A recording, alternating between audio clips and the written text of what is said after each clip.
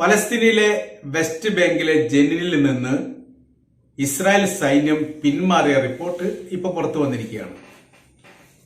10 ദിവസത്തെ ശക്തമായിരിക്കുന്ന പ്രതിരോധങ്ങളും ഏറ്റുമുട്ടലുകളും മരണങ്ങളുമാണ് ജെനിൻ എന്ന് പറയുന്ന പ്രദേശവുമായിട്ട് ബന്ധപ്പെട്ട് റിപ്പോർട്ടായിട്ട് വന്നത്. 39 ഫലസ്തീനികളെങ്കിലും ഈ ഒരു ഘട്ടത്തിൽ കൊല്ലപ്പെട്ടിരിക്കുന്നു എന്നുള്ളതാണ്. 100 കണക്കിന് വീടുകൾ തകർക്കപ്പെട്ടിരിക്കുന്നു. 4000-ലധികം ഫലസ്തീനികൾ അഭയാർത്ഥികളെ പോലെ ദേശം വിട്ടു പോകേണ്ട സ്ഥിതിവിശേഷം ഉണ്ടായി.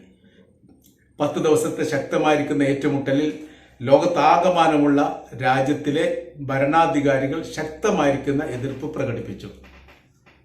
ഗസയെ പോലെ വെസ്റ്റ് ബാങ്കിനെ ആക്കാൻ വേണ്ടി അനുവദിക്കുകയില്ല എന്ന് ആദ്യമായിട്ട് ചൈന പ്രസ്താവിച്ചതും ഈ വിഷയവുമായിട്ട് ബന്ധപ്പെട്ടാണ്. അത് വലിയ രീതിയിലുള്ള ചർച്ചയ്ക്ക് വഴിയൊരുക്കിയിരിക്കുന്ന കാര്യമാണ്. പാലസ്തീൻ ഇസ്രായേലുമായിട്ട് ബന്ധപ്പെട്ട വിഷയത്തിൽ ഔദ്യോഗികപരമായിരിക്കുന്ന ഒരു പ്രഖ്യാപനം ചൈനയുടെ ഭാഗത്തുനിന്ന് ഉണ്ടാകുന്നത് ആദ്യമായിട്ടാണ്.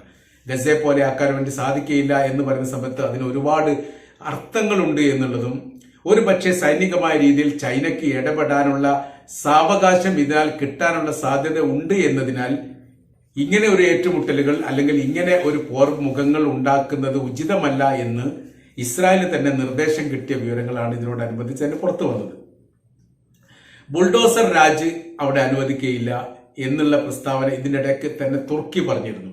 അവിടെ എതിർക്കുന്ന വ്യക്തികളെയൊക്കെ ബുൾഡോസർ ഉപയോഗിച്ചുകൊണ്ട് വീടുകളും അവരുടെ ഈ കടകളും ഒക്കെ തകർക്കുന്ന രീതിയിലുള്ള പ്രവർത്തികൾ മുമ്പേ ഇസ്രായേൽ ചെയ്തതാണ്. ആ ഇസ്രായേൽ ചെയ്യുന്നതിന്റെ പ്രവർത്തികൾ വ്യത്യസ്തമായിരിക്കുന്ന ലോകരാജ്യങ്ങൾ ഏറ്റെടുത്തുകൊണ്ട് ചെയ്യുന്നത് നമുക്ക് കാണാൻ വേണ്ടി സാധിക്കും.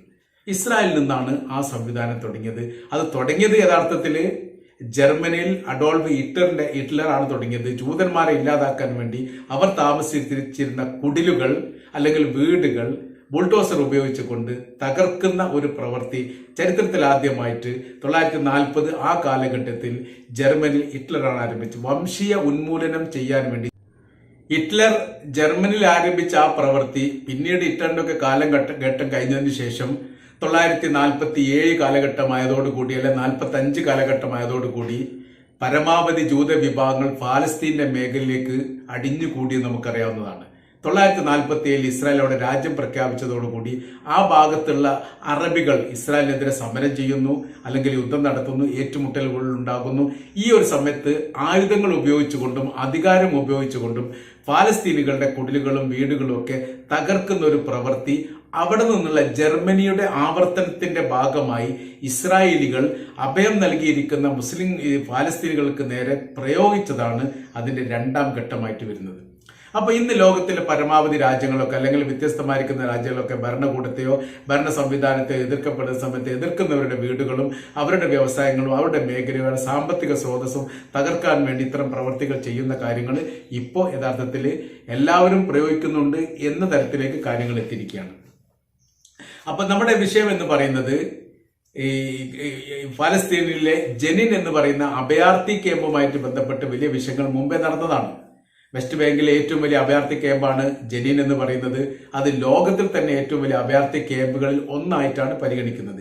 ഇവിടെ സ്ഫോടനം നടത്തുകയും മരണങ്ങൾ ഉണ്ടാവുകയും റിപ്പോർട്ട് ചെയ്തതോടുകൂടിയാണ് ലോകത്താകമാനമുള്ള ഭരണാധികാരികളൊക്കെ ഈ വിഷയത്തിൽ ഇടപെടുകയും ഇസ്രായേൽ ചെയ്യുന്ന ക്രൂരമായിരിക്കുന്ന പ്രവർത്തികൾ അവസാനിപ്പിക്കണമെന്ന് പറയുകയും ചെയ്തത്. അതിന് അവർ പറയുന്ന കാര്യം, ഇസ്രായേൽ പറയുന്ന കാര്യം, അവിടെ നിന്ന് ആ ഭാഗത്ത് നിന്ന് ഇസ്രായേലിനെതിരെ പാലസ്തീനികൾ അക്രമം നടത്തുന്നുണ്ട് എന്നുള്ളതാണ്. അപ്പോൾ അവർക്ക് നേരെ അല്ലെങ്കിൽ സൈനികർക്ക് നേരെ വലിയ രീതിയിലുള്ള അക്രമങ്ങളോ അല്ലെങ്കിൽ ഡ്രോണുകളോ അതല്ലെങ്കിൽ റോക്കറ്റുകളോ വിക്ഷേപിക്കുകയോ ചെയ്യുന്നുണ്ടോ എന്നുള്ള കാര്യത്തെക്കുറിച്ച് പഠിക്കാൻ വേണ്ടിയിട്ട് UN സഭ പ്രത്യേകമായിരിക്കുന്ന ഒരു സംവിധാനം ഉണ്ടാക്കണമെന്നുള്ള അഭിപ്രായം പറഞ്ഞു വന്നതാണ്. അപ്പോൾ യുദ്ധമുഖത്ത് ഒരു അന്വേഷണ സംബന്ധമായിരിക്കുന്ന കാര്യങ്ങളൊന്നും യഥാർത്ഥത്തിൽ അത് വിജയിക്കുന്ന ഒരു സംവിധാനമൊന്നുമല്ല. അപ്പോൾ യുദ്ധം എന്ന് പറയുന്ന സമയത്ത് വെടിവെക്കുന്ന സമയത്ത് തിരിച്ചു വെടിവെക്കുക എന്ന അപ്പം നടക്കുന്ന സംഭവമാണ്. അന്വേഷണം എന്ന് പറഞ്ഞാൽ ഒരുപാട് നാളുകൾ നീണ്ടുപോകുന്നതാണ്.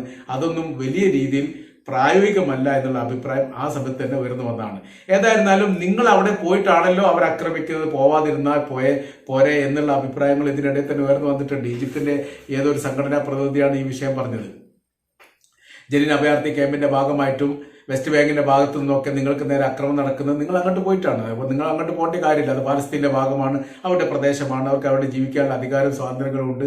നിങ്ങൾ കയ്യേറ്റം നടത്തുകയും പ്രശ്നം ഉണ്ടാക്കുന്ന സമയത്താണ് പ്രതിരോധം ഉണ്ടാകുന്നത്. അതുകൊണ്ട് അതാണ് ഒഴിവാക്കേണ്ടത് എന്നുള്ള അഭിപ്രായമാണ് പറഞ്ഞത്. ഏതായിരുന്നാലും ഇപ്പോൾ ഇസ്രായേലിനെ സംബന്ധിച്ചിടത്തോളം അവിടെ നിലനിൽപ്പുമായിട്ട് ബന്ധപ്പെട്ട് വലിയ രീതിയിലുള്ള അക്രമ രീതികളൊക്കെ നടന്നുകൊണ്ടിരിക്കുന്നു. ഗസയെ പോലെയുള്ള വലിയൊരു പ്രതിരോധം വെസ്റ്റ് ബാങ്കിൽ ഉണ്ടാവുകയാണെങ്കിൽ പാലസ്തീനെ സംബന്ധിച്ചിടത്തോളം അവർക്ക് രാഷ്ട്രീയമായ രീതിയിൽ പാലസ്തീൻ എന്ന് പറയുന്ന രാജ്യത്ത് തന്നെ നിലനിൽക്കാൻ പറ്റാത്ത രീതിയിൽ സ്ഥിതിവിശേഷം വരും എന്നതിനാലായിരിക്കും ഒരുപക്ഷെ അവർ പിന്മാറാൻ വേണ്ടി തീരുമാനിക്കുകയും അതിന്റെ പൂർണ്ണത തൊട്ടടുത്ത ദിവസം ഉണ്ടാവും എന്നുള്ള പ്രഖ്യാപനം വന്നത്. അപ്പോൾ ഗസയെ സംബന്ധിച്ചിടത്തോളം ആ ഭാഗത്തും ശക്തമായിരിക്കുന്ന അക്രമങ്ങളും പ്രത്യാക്രമങ്ങളും ഇപ്പോൾ നടന്നുകൊണ്ടിരിക്കുന്നു. പ്രതിരോധമില്ലാത്ത രീതിയിൽ വൺ വേ ആയിരിക്കുന്ന ഒരു അക്രമങ്ങളാണ് പല ഘട്ടങ്ങളിലും ഇസ്രായേൽ നടത്തുന്നത് എന്നുള്ള പരാതി ഉണ്ടായിരുന്നു. അതിന്റെ കാര്യം എന്ന് പറഞ്ഞാൽ അവർ ആക്രമിക്കുന്ന സ്ത്രീകളെയും കുട്ടികളെയുമാണ്, അല്ലെ അഭയാർത്ഥി ക്യാമ്പുകളെയാണ്, അല്ലെ മതസംഘടനകളെയാണ്. ജനങ്ങൾ തിങ്ങി കൂടി നിൽക്കുന്നിടത്തേക്കാണ് അക്രമം നടത്തുന്നത്. അക്രമക്കാർ അവരെ പ്രതിരോധിക്കുന്ന അല്ലെങ്കിൽ ഇസ്രായേൽ സൈന്യത്തിന് നേരെ അക്രമം നടത്തുന്ന വിഭാഗത്തെ അല്ലെങ്കിൽ ഹമാസിനെ കണ്ടെത്തി അവരെ ഇല്ലാതാക്കാനുള്ള ഒരു കാര്യങ്ങളും ഇസ്രായേൽ ചെയ്യാൻ വേണ്ടി സാധിക്കുന്നില്ല, അല്ലെങ്കിൽ ആ കാര്യത്തിൽ അവർക്ക് വിജയിച്ചിട്ടില്ല എന്നൊരു പരാതി മുമ്പേ ഉണ്ടായിരുന്നതാണ്. നിലവിലെ സാഹചര്യം എന്ന് പറയുന്നത് ഒരു വെടിനിർത്തലുമായിട്ട് ബന്ധപ്പെട്ട വിഷയത്തിൽ ഊന്നിയിരിക്കുന്ന ഒരു പ്രവൃത്തി നടത്താൻ വേണ്ടി ഇപ്പോഴും സാധിക്കുന്നത് എല്ലാം പരാജയമാണ്. അതിന്റെ കാര്യം നടക്കുന്ന ഒരു മധ്യസ്ഥ ശ്രമത്തിലും ഈ പാലസ്തീനെ പ്രതിനിധീകരിച്ചുകൊണ്ട് ആരും പങ്കെടുക്കുന്നില്ല എന്നുള്ളതാണ് ഏറ്റവും വലിയ വിഷയം. മുമ്പ് അങ്ങനെയല്ലായിരുന്നു. പാലസ്തീന പ്രതികൾ ആ പങ്കെടുക്കൽ ഇസ്രായേൽ പങ്കെടുക്കാതിരിക്കുന്ന സ്ഥിതിയായിരുന്നു. ഇപ്പൊ നേരെ തിരിച്ചാണ്. പാലസ്തീന പ്രതികൾ പങ്കെടുക്കുന്നില്ല, ഇസ്രായേൽ പങ്കെടുത്തുകൊണ്ടേയിരിക്കുന്നു എല്ലാ മേഖലയിലും. അതുകൊണ്ട് പരിഹാരം ഉണ്ടാവുന്നില്ല. പരിഹാരത്തിന്റെ ഏറ്റവും ശക്തമായിരിക്കുന്ന നിലപാടുകളും കാര്യങ്ങളൊക്കെ പല ഘട്ടങ്ങളിലൊക്കെ പറഞ്ഞിട്ടുണ്ടെങ്കിൽ പോലും യഥാർത്ഥത്തിൽ പൂർത്തീകരണം ഉണ്ടാക്കണമെങ്കിലുള്ള സഹകരണം ആരുടെ ഭാഗത്തുനിന്നും ഉണ്ടാകുന്നില്ല എന്നൊരു പരാതി പല കുറി ഈ ഖത്തർ തന്നെ മധ്യശ്രമത്തിനിടയിൽ പറഞ്ഞതാണ്. അപ്പൊ ഇപ്പോഴത്തെ നിലവിലെ സാഹചര്യങ്ങൾ നമ്മൾ വിലയിരുത്തുന്ന സമയത്ത് ആകാശ യുദ്ധം അതിശക്തമായ രീതിയിൽ ഹിസ്ബുള്ള ഗ്രൂപ്പിന്റെ ഭാഗത്തുനിന്ന് ലബനാന്റെ ഭാഗത്തുനിന്ന് വന്നുകൊണ്ടിരിക്കുന്നു. അതിന് തിരിച്ചടി ഉണ്ടാവുന്നു.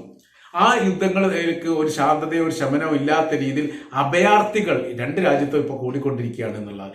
രണ്ട് രാജ്യത്ത് നിന്ന് മാത്രമല്ല പറയുന്നത്, പാലസ്തീനിലാണെങ്കിലും ലെബനാനിലാണെങ്കിലും ഇസ്രായേലിലാണെങ്കിലും അഭയാർത്ഥികളുടെ പ്രവാഹങ്ങൾ കൂടിക്കൊണ്ടേയിരിക്കുന്നു.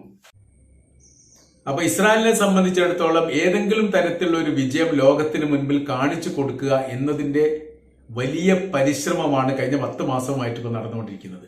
എവിടെ എത്തുന്നില്ല എന്നുള്ളതാണ്. അവർ മുന്നോട്ട് വെച്ചിരിക്കുന്ന ഒരുപാട് കാര്യങ്ങൾ ഒന്നുപോലും നടപ്പിലാക്കിയിട്ടില്ല. ഹമാസ് ഇല്ലാതാക്കാനോ, അഭയാർത്ഥി ബന്ദികളെ മോചിപ്പിക്കാനോ, അവരുടെ ആയുധങ്ങൾ പിടിച്ചെടുക്കാനോ, അവരുടെ വരുമാന സ്രോതസ് കണ്ടെത്താനോ, ഇനിയൊരു ആക്രമം ഇസ്രായേലിലേക്ക് ഇല്ലാത്ത രീതിയിലുള്ള അതിർവരമ്പുകൾ സൃഷ്ടിക്കാനോ തങ്ങൾ എന്തായാണെങ്കിലും ശ്രമിക്കും എന്നുള്ള കാര്യമാണ് യുദ്ധത്തോടനുബന്ധിച്ച് തന്നെ ഇസ്രായേൽ പറഞ്ഞത്. അതെല്ലാം പരാജയമാണ്. ഇപ്പോഴും ഇസ്രായേലിന് നേരെ ആക്രമണം നടന്നുകൊണ്ടിരിക്കുന്നു. മാസങ്ങളിൽ ഇടവിട്ടുകൊണ്ടുള്ള വലിയ ആക്രമണങ്ങൾ, വലിയ റോക്കറ്റ് ആക്രമണങ്ങൾ ഇസ്രായേലിലേക്ക് നടന്നുകൊണ്ടിരിക്കുന്നു. ആകാശ യുദ്ധവുമായിട്ട് ബന്ധപ്പെട്ട് ഇവിടെ ലെബനാനിൽ നിന്ന് ആക്രമണം നടക്കുന്നു. ഇങ്ങനത്തെ കുറെ വിഷയങ്ങൾ ഈ വിഷയവുമായിട്ട് ബന്ധപ്പെട്ട് യഥാർത്ഥത്തിൽ നിലയ്ക്കാണ്. സാമ്പത്തിക തകർച്ച, ടൂറിസം തകർച്ച, തൊഴിൽ മേഖലയിലുള്ള അപര്യാപ്തത, അതോടൊപ്പം തന്നെ രാജ്യത്തിനകത്തുള്ള ആഭ്യന്തര വിഷയങ്ങൾ, ലോകത്തിന്റെ വ്യത്യസ്തമായിരിക്കുന്ന രാജ്യങ്ങൾ അല്ലെങ്കിൽ രാജ്യത്തിന്റെ പുറത്തുനിന്ന് ഇസ്രായേലിന് നേരെ ഉണ്ടായിരിക്കുന്ന പ്രതിഷേധങ്ങൾ, ഇതിനെല്ലാം അതിജീവിച്ചുകൊണ്ട് ഒരുപാട് കാലമൊന്നും മുന്നോട്ട് പോകാൻ വേണ്ടി സാധിക്കുകയില്ല ഇസ്രായേലിന് എന്നുള്ള ഏറെക്കുറെ അവർക്ക് തന്നെ തിരിച്ചറിഞ്ഞ കാര്യമാണ്.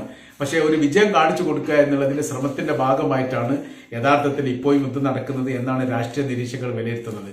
ഇവിടെ ഇപ്പോ ഫലസ്തീനുമായിട്ട് ബന്ധപ്പെട്ട് ജനിൻ എന്ന് പറയുന്ന അഭയാർത്ഥി ക്യാമ്പ് ആക്രമിച്ചു. ആ ഭാഗത്തുണ്ടായിരിക്കുന്ന വലിയ വിഷയത്തിൽ ഊന്നിയിരിക്കുന്ന പ്രശ്നങ്ങൾ അന്താരാഷ്ട്ര മേഖലയിൽ വലിയ ചർച്ചയായതോടുകൂടി യഥാർത്ഥത്തിൽ അവിടെയും ഇസ്രായേൽ പരാജയപ്പെട്ടുകൊണ്ട് തന്നെയാണ് പിന്മാറുന്നത് എന്ന് ഏറെക്കുറെ നമുക്ക് ഉറപ്പായിട്ടും പറയാൻ വേണ്ടി സാധിക്കുന്നതാണ്.